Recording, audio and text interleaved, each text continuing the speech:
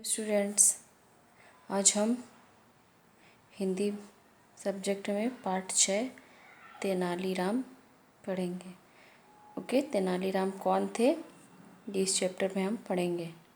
ठीक है, सो हम स्टार्ट करते हैं पढ़ना। जिस प्रकार उत्तरी भारत में शासन करने वाले बादशाह अकबर के दरबार में 9 रत्न रहते थे और उन सब में बीरबल अपनी सूझबूझ, विद्वता, नोक-झोंक आदि के लिए प्रसिद्ध थे, ठीक उसी प्रकार दक्षिणी भारत में कृष्णदेव राय नाम के एक राजा राज्य करते थे। उनके दरबार में भी तेनालीराम नाम के एक विद्वान रहते थे, जो बीरबल की ही तरह राजा कृष्णदेव राय के दरबार की शोभा बढ़ाते थे। राजा कृष्णदेव राय तेनालीराम का बहुत सम्मान किया करते थे और समय समय पर उन्हें पुरस्कार भी दिया करते थे। एक बार कृष्णदेव राय के दरबार में एक जादूगर आया। दरबार में आकर वह राजा कृष्णदेव राय से बोला, महाराज, मेरे पास दिव्य दृष्टि है, आप जो चाहें दिखा सकता हूँ। राजा ने कहा, तुम परियां दिखा सकते हो? हाँ महाराज, अमावस्या की रात को पुराने तालाब पर परियां आएंगी। मेरी जादुई शक्ति से आप उन्हें देख सकते हैं। जादूगर बोला। जादूगर को अतिथि गृह में ठहराया गया। अमावस्या की रात कृष्णदेव राय दरबारियों के साथ पुराने तालाब पर पहुँचे। जादूगर ने वहाँ पहले से ही व्यवस्था कर रखी थी। सब दरबारी वहाँ की रौनक को देखकर ठगे से रह गए। कृष्णदेव राय भी वहाँ की व्यवस्था को देखकर दंग रह गया। दरबारियों के साथ तेनालीराम भी थे, परंतु कुछ कह नहीं पा रहे थे। जादूगर ने उन सबके लिए शीतल पेय बनवाया। सबसे पहले उसने राजा के आगे शरबत का गिलास बढ़ाया और बोला, महाराज, इसी शरबत के साथ परीलोक की यात्रा शुरू होगी। इतना कहते ही तेनालीराम सारा माजरा समझ गए। राजा के कुछ कहने के पहले ही तेनालीराम ने गिलास उनके हाथ से ले लिया और बोला, इसे पहले तुम पियो, यात्रा में तुम भी तो साथ चलोगे। इतना सुनते ही जादूगर के हाथ पांव फूल गए। हाथ पांव मतलब वह डर गया, घबरा गया। वह हड़बड़ा कर बोला, मुझे तो परियां वैसे ही दिख जाएंगी। हाँ, तुम्हें ज़्यादा साफ दिखाई देंगी, क्योंकि शरबत में बेहोशी की दवा जो है। तेनालीराम बोला। यह सुनते ही जादूगर और उसके साथी भागने लगे, लेकिन उनको राजा के सैनिकों ने भागने नहीं दिया। पूछताछ करने पर उन्होंने बताया कि वे शत्रु देश से आए हैं। उनका इरादा राजा को कैद कर राज्य में तबाही मचाना था।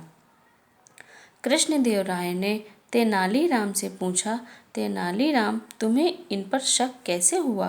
तेनालीराम ने कहा, महाराज, जब इसने शरबत आगे बढ़ाया तो इसके हाथ कांप रहे थे। तभी मैं समझ गया कि पूर्णिमा की रात की बजाय यह अमावस्या की रात को परियां क्यों दिखा रहा है। महाराज ने तेनालीराम की बुद्धिमानी की खूब प्रशंसा की और दरबार में आकर ढेर सारा इनाम दिया। ठीक है, आपने ये चैप्टर पढ़ लिया। कौन थे तेनालीराम? वे कृष्णदेव राय के दरबार में कार्यरत थे। वे वहाँ कार्य करते थे। ठीक है, उनकी सेवा किया करते थे। इसी प्रकार आंख मूंद के हमको किसी पर विश्वास नहीं करना चाहिए। पहले उसकी अच्छे से जांच परख कर लेनी चाहिए कि वह इंसान कौन है, कहाँ से आया है। ठीक है, देखा, तेनालीराम ने अपनी सूझबूझ से राजा को बचा लिया। अगर वो वहाँ नहीं होते तो राजा को तो वो बेहोश करके पूरा राजपाट छीन लेते हैं उनसे, है ना। इसी प्रकार हमको भी बुद्धिमानी का परिचय देना चाहिए। हम कभी भी कहीं जाते हैं ना, तो हमको अपने चारों ओर देखना चाहिए, कैसा व्यक्ति हमारे आसपास जा रहा है, वो हमें कुछ नुकसान ना पहुँचा दे। ठीक है, अब इसकी एक्सरसाइज आती है। शब्दार्थ हैं, सूझबूझ मतलब अच्छी जानकारी, विद्वता, बुद्धिमानी, सम्मान, आदर, पुरस्कार, इनाम, दिव्य, अनोखी, दृष्टि, नज़र। अतिथि गृह मतलब मेहमानों के ठहरने की जो जगह होती है। रौनक मतलब सजावट। हाँ, कुछ प्रश्न उत्तर दिए हुए हैं। तेनालीराम कौन थे? तेनालीराम एक विद्वान थे। ठीक है। कृष्णदेव राय के दरबार में कौन आया? एक जादूगर आया था।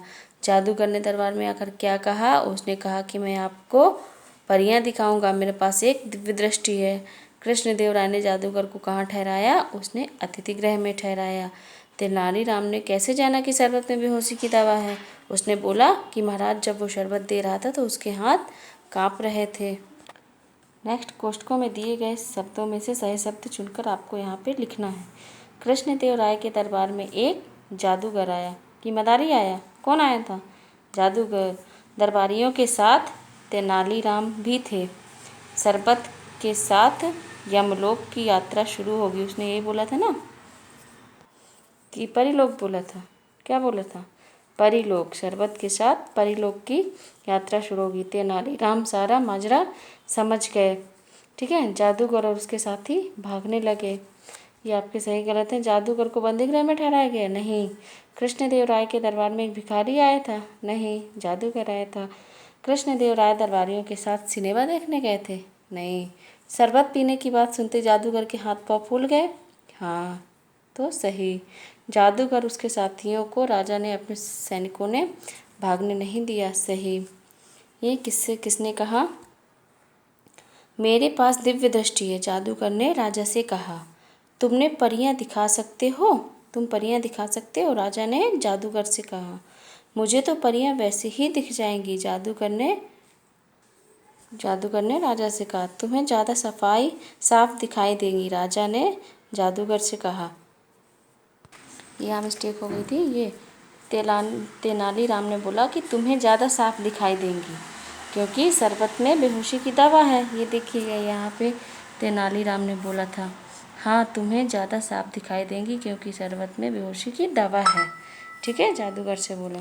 ठीक है, ये आपका हो गया। ये आपको नहीं करना है, ये आपको सारी बुक में एक्सरसाइज करनी है, फिर मैं कॉपी में करवा दूँगी। ओके, आपको समझ में आया? आप लोग घर में इस चैप्टर को रीड करेंगे, ठीक है, और उसकी एक्सरसाइज को भी पढ़ेंगे। ठीक।